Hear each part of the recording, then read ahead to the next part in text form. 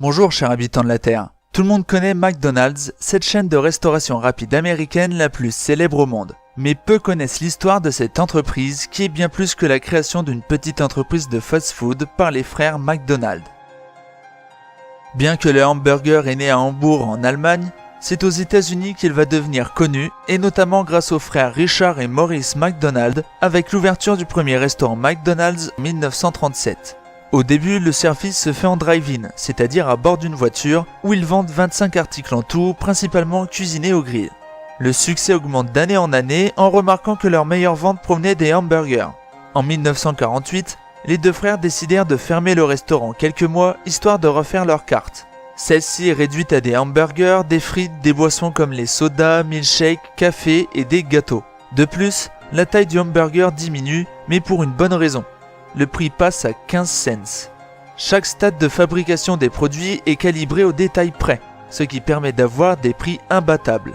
Ils développent aussi pendant ce temps un process de préparation rapide de hamburgers qui sera la base de la restauration rapide que l'on retrouve aujourd'hui. Les commandes sont alors servies en 30 secondes, imaginez si ce serait toujours le cas, et les clients viennent passer commande au comptoir. Ray Kroc, le fournisseur de machines à milkshake du restaurant, fut fasciné quand il apprit leur rentabilité et leur popularité. C'est une véritable mine d'or à exploiter pour Ray Kroc et il réussit à convaincre les frères McDonald de développer leur réseau en franchisant leur restaurant avec un accord conclu en 1954. C'est en 1960 que les frères McDonald décident de céder leur nom à Ray Kroc pour la somme de 2,7 millions de dollars et la société McDonald's Corporation est créée. Maintenant seul à diriger l'entreprise, il compte bien continuer le fabuleux développement en recrutant des franchises à grand rythme, mais tout de même avec une forte sélection. Des tests et des contrôles surprises étaient très fréquents avant d'avoir un contrat définitif. L'un des points forts de Kroc est le marketing. Sa décision était de faire de McDonald's un restaurant familial en ciblant les enfants. C'est alors qu'en 1963, l'entreprise crée sa mascotte, le clown Ronald McDonald.